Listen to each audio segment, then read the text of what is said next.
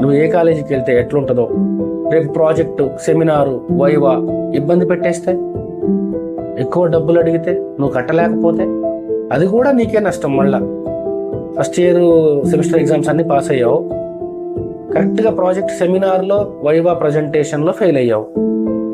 నేను ఎవరో ఒకరు పుషప్ చేయాలి కదా, ఎవరు చేయకపోతే 1 year వేస్ట్ అయిపోతుంది. ఈ 1 year తర్వాత నీకు ఇంతకు ముందు ఉన్నంత ఇంట్రెస్ట్ ఉండదు. 2 yearsలో తీసుకోవాల్సిన సర్టిఫికేట్ 3 yearsలో తీసుకుంటే అంత పెద్ద వాల్యూ ఉండదు. వీటన్నిటికీ కారణం నువ్వు ఈరోజు తీసుకునే నిర్ణయం. తెలిసిన వాళ్ళని అడుగు, ఆల్రెడీ చేసిన వాళ్ళని అడుగు, ఆల్రెడీ కాలేజెస్లో ఎడ్యుకేషన్ సిస్టంలో ఉన్న వాళ్ళని అడుగు. ఎవరంటే ఏది చెప్తే అట్లా పరిగెత్తుకుంటా వెళ్తే రేపటి రోజున ఇబ్బంది పడతాం. సో ఈ వేలో ప్రతి ఒక్కరిని గైడ్ చేయండి.